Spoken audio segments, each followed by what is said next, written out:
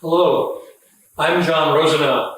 I'm a volunteer docent here at the Chinese American Museum of Chicago at 238 West 23rd Street in the heart of Chicago's old Chinatown, right across the street from St. Teresa's School and just off Wentworth Avenue. I'm standing in the foyer of the lobby of the Guangyi building, which was built in 1896, which was generously donated to us by Raymond Lee in 2005 to house the Chinese American Museum of Chicago. The Chinese American Museum of Chicago is run by the Chinatown Museum Foundation, which was founded by a bunch of interested Chinese Americans in 2002, incorporated as a 501c3 corporation, with the idea of preserving and promoting the history of Chinese Americans in Chicago and the Midwest. It's the only Chinese American museum in the American Midwest. Here at the foyer on the first floor, we have our admissions desk and our museum shop, where we have a number of artifacts related to Chinese American culture and books by various people who have come to give talks on our monthly talks that we have here at the Chinese American Museum. The museum has 4 floors. Here on the first floor, we try and change the exhibits at least once a year. Right at the moment, we're having an exhibit called Attic Treasures 2, which is an exhibit of many of the items that people from the surrounding Chinese community have given us from their attics and basements, which reveal interesting parts of the Chinese American community here in Chicago. Hello there. Now we're on the second floor of the Chinese American Museum, where we have our semi-permanent exhibit from the Great Wall to the Great Lakes. The first thing we like to show people, in our little theater that we built here, a film called My Chinatown, Stories from Within, where our neighbors in Chinatown and got them to tell us about their own stories and their family stories about coming to the United States, coming to Chinatown, and growing up in Chinatown. We also have various artifacts that different organizations in Chinatown have lent to us. At the moment, we have here some furniture very kindly lent to us by the Lee Family Association. So at the beginning of our exhibit from the Great Wall to the Great Lakes, which tells the story of Chinese immigration to the United States and the Midwest, we start off by telling the story of the first Chinese who came to the United States primarily through the gold rush of 1849 through San Francisco.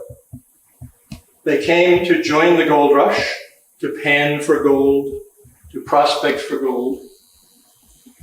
After the gold rush was over, they were the primary workers on the western half of the Transcontinental Railroad, which was finished in 1869, 150 years ago last year.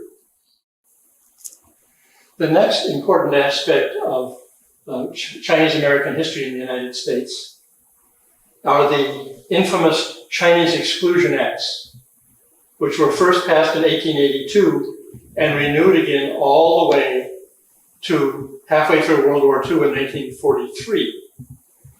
These acts forbid the immigration of any Chinese to the United States. This is a very embarrassing and shameful part of American history that I myself did not know about until I started volunteering at the museum. And the American government did not get around to apologizing for until very recently. One result of these discriminatory laws was the fact that many Chinese men, after 1882, had to come over with false papers and came to be known as paper sons. And we have here documentation of the difficulties they went through, some of the notes that they used when they were being interviewed at Ellis Island, and the difficulties they had coming to the United States and particularly to Chicago and the Midwest. Of course, what we're particularly interested in here is why they came to Chicago. And so shortly after the completion of the Transcontinental Railroad, which, as I mentioned, was built largely with Chinese-American immigrant labor, the Moy brothers came to Chicago and founded the first Chicago Chinatown, which is originally downtown in the Loop. Later on, in 1912, they moved down to the location of the present Chinatown where we are now. And so we have documented the history of those, and it is on our website. The next contribution of Chinese Americans made to Chicago's history is Chinatown's participation in the two World's Fairs of 1893 and 1933. In 1893, which was still back in the Qing Dynasty, and again in 1933, when China was being invaded by Japan, the Chinese government was unable or unwilling to participate in these World's Fairs. So the local Chinese community here in Chicago paid for, imported from China, and put up exhibits to represent their history and culture because they felt it was important that it be represented. So we're happy to have here many souvenirs from the two World's Fairs. Another remembrance of the 1933 World's Fair is that is when the Linglong Museum opened in Chinatown and continued to run in Chinatown until the 1970s. We have souvenirs from the Linglong Museum, and one of the dioramas that they had imported from China, as well as some other figures from that museum. And we even have the Buddha's crown from the big Buddha that was at the back of the museum. Of course, one of the greatest contributions that Chinese Americans have made to American culture is Chinese food and the Chinese restaurant. And we have here souvenirs and menus from many of the famous Chicago restaurants back as far as the 1890s and the 1920s.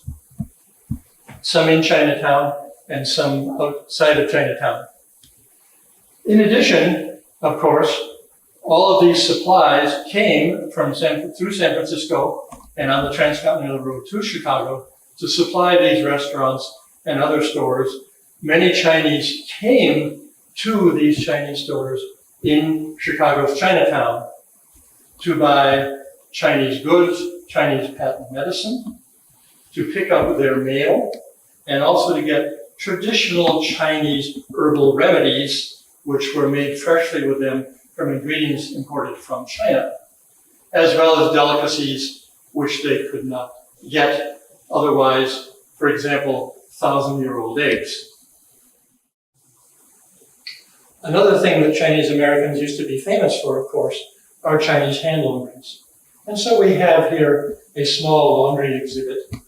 All of these artifacts came from the attics and basements of people here in Chinatown, showing how they used to wash these, particularly shirts, and iron them with heavy metal irons, working long hours in a hot laundry. Here's a photograph from Grace Chun's family, showing her grandfather and her father and uncle as little boys in their Chinese hand laundry here in Chicago.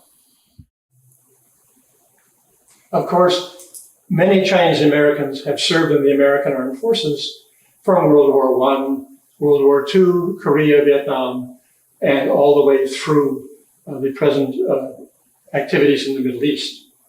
So we have a list here of all the Chinese American veterans in the Chicagoland area that we could find, and souvenirs which they kindly lent us of their service in the American Armed Forces.